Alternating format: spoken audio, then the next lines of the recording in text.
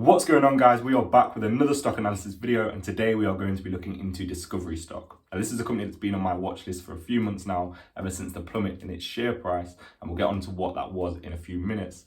But effectively, it was on my watch list and I never got around to actually looking into the stock.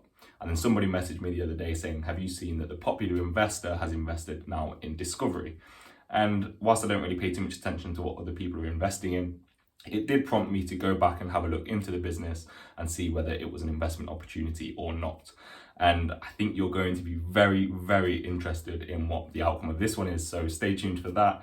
And without further ado, let's get into the video. So first of all, we're going to start off with the stock chart, right? Because it really is quite interesting. So we start off at the start of the year at $30, and then it sees this huge run up in share price all the way up to $77.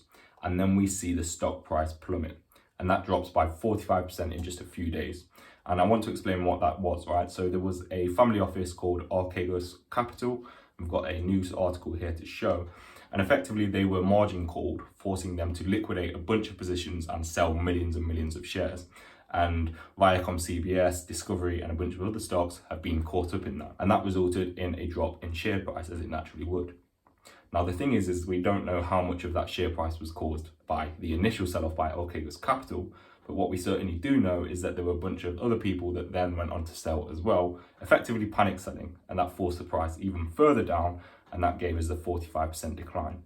And ever since then, we've sort of been downtrending all the way down to today's share price of $30. So that's what got me really interested in this company, so much so that I put it on my watch list, right? Because we saw this huge decline in their share price, but the fundamentals of the business remain unchanged. Effectively, the share price has declined due to market sentiment alone, and this provides an opportunity for us investors to get involved. However, as can sometimes happen, the stock went on my watch list and I never actually got around to doing the due diligence until now. But the situation for the company has been evolving further since the sell-off, with the announcement of Discovery to be merging with WarnerMedia, which is a subsidiary of AT&T. So if we just look to the press release of that merger, we can see here that Discovery and WarnerMedia to combine, and this was released on May 17th, 2021.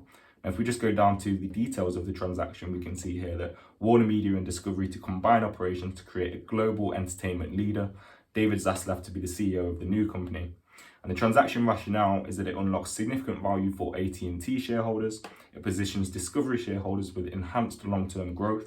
It accelerates HBO Max and Discovery Plus's global plans for direct-to-consumer.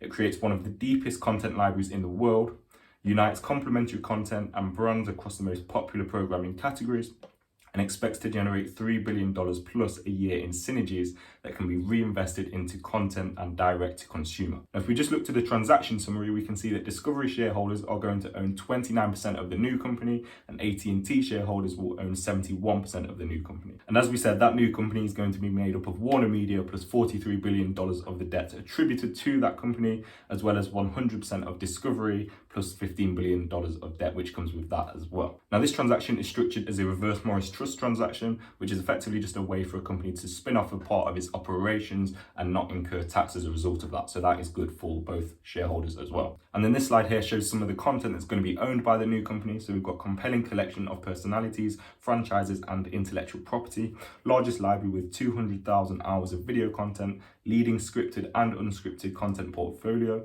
available in 220 countries and territories and 50 languages, high quality production capabilities of WarnerBros Studio, number one TV studio by revenue and volume, and top 2 movie studio by box office 11 of the last 12 years. So the performance of both of these companies is very good. And then you've also got the premium sports rights in US, Europe, and Latin America. So all looks very positive from here. But this is the bit that we're all interested in, right? We want to see the financial highlights. How is the company actually going to perform? So we can see here that they're expecting greater scale with $52 billion of expected revenue and $14 billion of expected adjusted EBITDA in 2023. I want you to remember that number because we're going to use that within our valuation later on. And then this financial overview just goes on to show how they have a 60% free cash flow conversion, which is very, very good. So EBITDA to free cash flow is very high. And then we can also see that they're expecting rapid deleveraging. So they're going to be using those free cash flows to pay down their debt. And that is going to be very good for the company long term as well. This company is going to be carrying a lot of debt. So the best thing that they can do is pay down that debt as quickly as possible. Right, so now we've looked at what the company is going to look like going forward. We now need to decide how we're going to value the company. Now, there are 2 different ways in which I think is appropriate to value the company. The first is to look at Discovery on its own as if the transaction was not going to go through. I think that's important for a couple of reasons. The first and the major reason being the fact that the transaction still might not go through. So there are some regulatory hurdles that need to be jumped before the transaction can be approved. And then the second reason why I think it's important to look at what the company was worth beforehand is because it will allow us to see whether actually Discovery shareholders are getting a good deal by jumping into this merger. So because we're going to be going through two valuations for this company, I don't want to spend too much time on the inputs because I don't want to spend any more of your time than we need to. So let's get straight into it, right? So current share price is taken from the market, shares outstanding, again, that's from the market as well. That gives us Discovery, as of today, a current market capitalization of $15.5 billion. Now I'm expecting, or I'm predicting, for revenue growth 1 to 5 years of 7%. Now that's pretty conservative in my opinion. So if we look over the last sort of 5 years, 6%, 54%, 6%, and then we've had a small decline in 2020.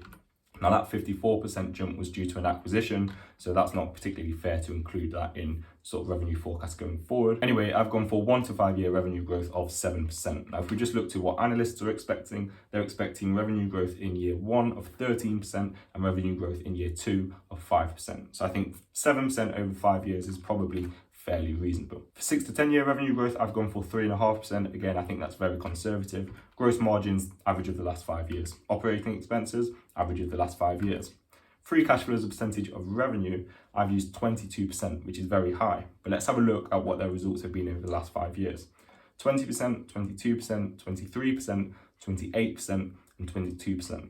And the average of those 5 is 23%. I've actually gone with a little bit lower. I've gone with 22%, which is their most recent result. Again, I think that's probably fair. Terminal growth, you guys know that I generally use between 1 and 2%. I've gone with the lower end of that for this company just because they're not growing particularly quickly, so 1% seems fair. For weighted average cost of capital, that's 7.6%, and you guys know that that's just a calculation based on a load of inputs. Nothing much to say there. Cash and cash equivalents for this company as per the most recent quarter is $2 billion, and they're carrying just shy of $17 billion of debt, so they are very, very leveraged. Tax rate of 21%, which is the average of the last 5 years, excluding 2017, because that tax rate looks a little bit funny. Taking us on then to the 3 key metrics that I like to look at, being revenue growth, earnings growth, and free cash flow growth, all on a historical basis. Revenue growth is not too bad. It looks like it's plateauing at this point. Earnings growth, again, is very, very choppy. General upward trend, but it's not the best. Free cash flow growth is pretty decent though, with the exception of 2020. So that brings us on to the outputs for the valuation model. So for the discounted cash flow, we've got an intrinsic value per share of $67.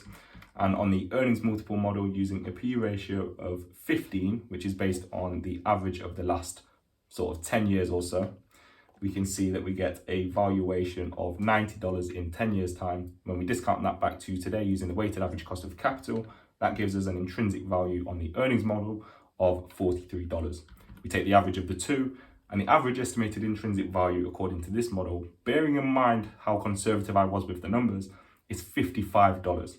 That's an 80% margin of safety. 80% margin of safety. So I would be more than comfortable buying this company after doing all of the other due diligence at $30. 80% margin of safety is very, very good. But anyway, if we're buying Discovery today, we have to know that in a few years' time, we won't own Discovery, we'll own the new company. So we need to base our valuation on that as well. So there are going to be a few key inputs to allow us to try and come up with a valuation for the new company, right? So they're expecting $14 billion of adjusted EBITDA in 2023, right? And I told you to remember that number. And then if we go on to this article here, we can see that David Zaslav, so the CEO, sees 400 million streaming subscribers one day for Discovery WarnerMedia. Now, currently they have 79 million subscribers. So clearly that is a massive jump, but he's very confident in the new company. Fair enough, you should be. Now, the only thing about that statement is he's very careful not to say when he thinks he's going to achieve that 400 million subscribers by. So he just says over the long term. Now, how long will that be? Who knows? We'll come on to that in the valuation. But just to give you an idea of how large 400 million subscribers is, so Netflix currently has 208 million global subscribers. Disney have 104 million subscribers, and they think that they are going to hit 260 million subscribers by 2024. And then Amazon say that out of the 200 million Amazon Prime members, the company said in April that over 175 million of them watch content through Amazon Prime Video. So clearly David Zaslav thinks that this new company is going to be huge, and he thinks that they can have double the amount of subscribers that Netflix have today. Now, clearly it's his job to promote the company and it's his job to be very bullish on the company. So we should take what he says with a pinch of salt. Okay, so how are we going to use those numbers in our valuation? Well, we can see here that they've got 79 million subscribers currently, right? And he says that sometime in the future, they're going to have 400 million subscribers. Now, I think it's probably reasonable to assume that that means 10 years out into the future, right? Because I think if you're trying to estimate any further out into the future than that, well, you're just completely guessing. And I certainly don't see it happening anytime before that. So I think a 10-year timescale is probably a reasonable estimate for that. So that gives a compounded annual growth rate of 17.6% over those 10 years. And we're going to use that figure, that compounded annual growth rate, to grow our EBITDA and see how much the company is going to be worth in the future. So earlier on, I told you to remember the adjusted EBITDA value in 2023 of $14 billion. And we're going to grow that value by the 17.6% compounded annual growth rate each year out to 2027. Now, bear in mind that using the same growth rate for our EBITDA as our subscription users' growth means that we're not taking into account any possibility of margin expansion. Now, that's quite unrealistic, as the chances are, as the user base gets larger, EBITDA margins actually expand further because effectively you have to put a significant amount of cost down initially, and then it doesn't cost so much to bring in every new subscriber. Now, the enterprise value of the new company is $150 billion in 2021. And we can see that from the Financial Times article here, right? But Discovery shareholders are going to own 29% of that, which is $43.5 billion. So effectively, we are paying $43.5 billion for 29% of this new company. Okay, so now we've calculated the compounded annual growth rate based on the number of subscribers. And we've used that to calculate what we think that the adjusted EBITDA is going to be in 2027. So all we need to do now is apply a suitable enterprise value to EBITDA multiple, and that will give us a valuation of the company out in 2027. So I've looked at the different enterprise value multiples by sector, and we can see that for cable TV, they have an enterprise value to EBITDA multiple on average of 11. So I've put that into here.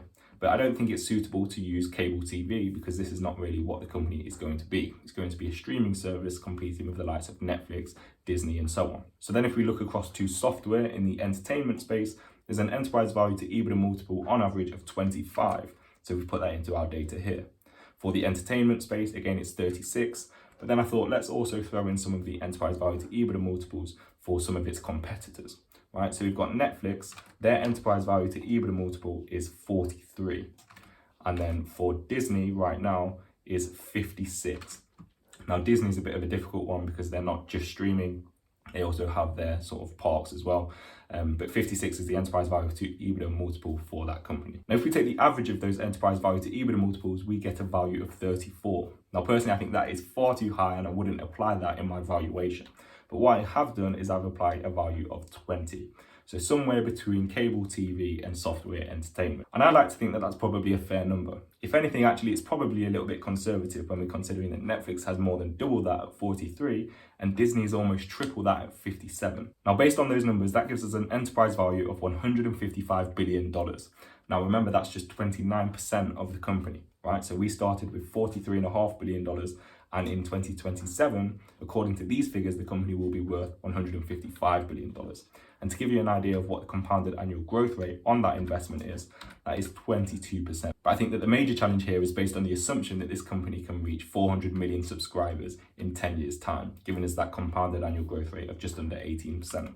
Now, personally, I'm not sure I'm buying it. I'm not sure that they can get to that many subscribers in 10 years' time. So let's consider what the numbers would be if actually they only managed to get to 200 million subscribers in 10 years' time. All right, so if we input that number into there, that gives us a compounded annual growth rate of 9.7%. That gives us an adjusted EBITDA value of just under $6 billion.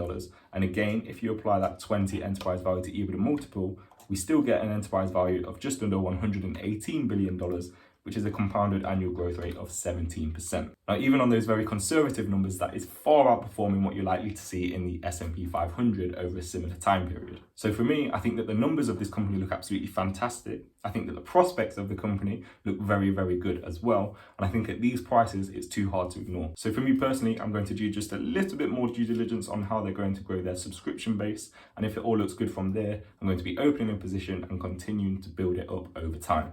Anyway, guys, that's enough for today. I hope you've enjoyed the video and found it useful. And until next time, guys, thank you.